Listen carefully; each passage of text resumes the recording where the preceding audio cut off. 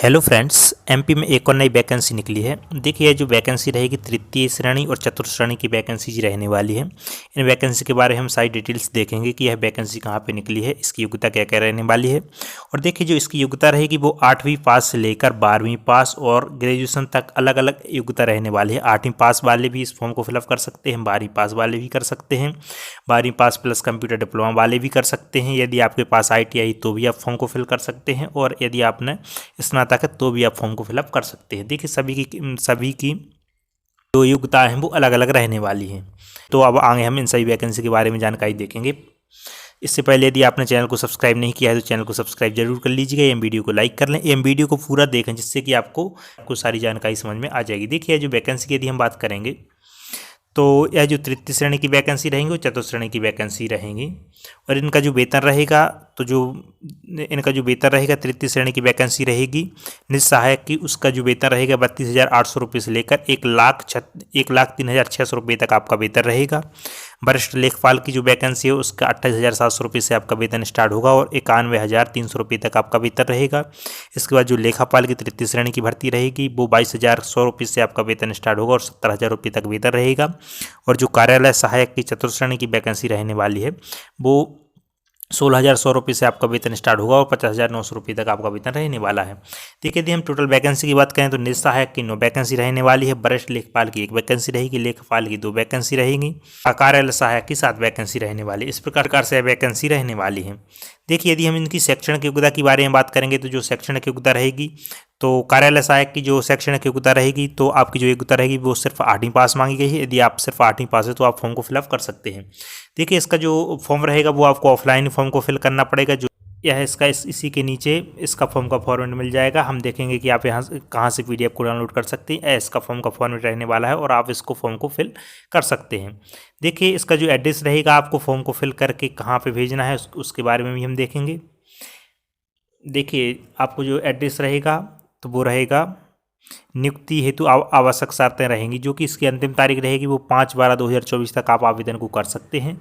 आवेदन पत्र डाक द्वारा अथवा आप व्यक्तिगत रूप से भी शासकीय अवकाश को छोड़कर कार्यालयीन समय में 10 बजे से लेकर शाम 6 बजे तक आप जमा करवा सकते हैं। जो कि इनका एड्रेस रहेगा मध्य प्रदेश राज्य वन विकास निगम लिमिटेड, वन भवन, C ब्लॉक, प्रथम तल, तुलसी नगर, भोपाल 462003। इस एड्रेस को भर के आप डाक के माध्यम से अपना फॉर्म को फिल कर सकते हैं।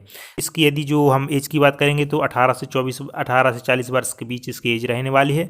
और SC ST OBC वर्ग के यदि आप हैं तो 18 से 45 वर्ष आपकी एज रहने वाली है, उनके लिए एज में छूट मिलती है। अब इसकी हम योग्यता के बारे में बात करेंगे। देखिए, जो वैकेंसी निकली है वो मध्य प्रदेश राज्य वन विकास लिमिटेड की ओर से वैकेंसी निकाली गई है।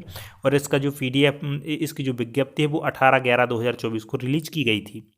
और जो यदि शैक्षणिक योग्यता की बात करें तो कार्यालय सहायक में सिर्फ 8वीं पास मांगा गया है। लेखापाल के लिए देखिए 12वीं पास मांगा गया है। यदि आप 12वीं पास है और साथ में आपके पास कंप्यूटर का डिप्लोमा हो, DC या PGDC, या फिर आपने ITI कर रखी हो तो भी आप फॉर्म को फिल कर सकते हैं। या फिर शासकीय पॉलिटेक्निक कॉलेज से आपने मॉडर्न ऑफिस मैनेजमेंट कोर्स कर रखा हो 12वीं के अलावा तो भी आप फॉर्म को फिल कर सकते हैं। या फिर आपने राष्ट्रीय व्यावसायिक प्रशिक्षण परिषद NCVT अथवा राज्य व्यावसायिक प्रशिक्षण परिषद SCVT मध्य प्रदेश द्वारा 1 वर्ष से कंप्यूटर ऑपरेटर प्रोग्रामिंग, मतलब आपने कोपा से ITI कर रखी है तो भी आप फॉर्म को फिल कर सकते हैं। या फिर आपने 12वीं पास के अलावा आपके पास कंप्यूटर डिप्लोमा और ITI होनी चाहिए। या फिर आपके पास मान्यता प्राप्त विश्वविद्यालय से यदि आपने BCom कर रखी है तो भी आप फॉर्म को फिल कर सकते हैं। और साथ में हिंदी एवं अंग्रेजी का कंप्यूटर ज्ञान होना चाहिए।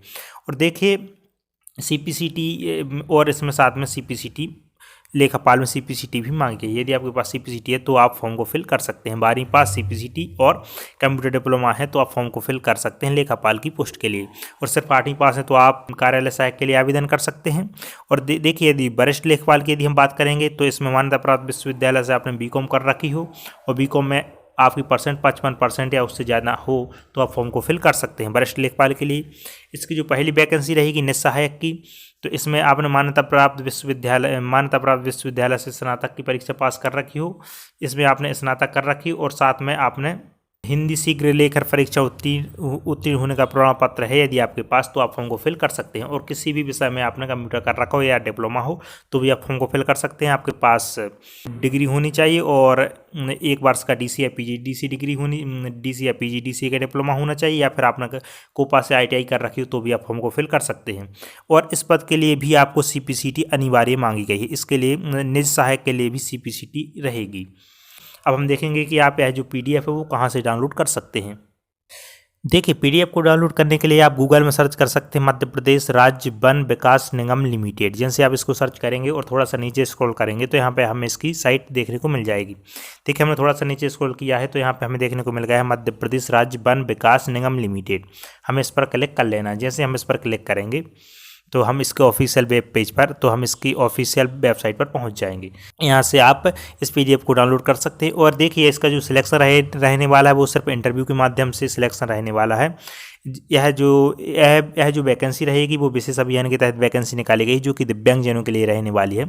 इस पर आप क्लिक कर सकते हैं। विशेष अभियान के तहत दिव्यांगजन निःशक्तजन की वॉक इन इंटरव्यू के माध्यम से भर्ती नवंबर 2024, इस पर आप क्लिक कर देंगे तो आपका यह पीडीएफ डाउनलोड हो जाएगा और आप अपनी योग्यता के अनुसार फॉर्म को फिलअप कर सकते हैं। जहाँ पे एड्रेस बताया वहाँ पे आप भेज सकते हैं।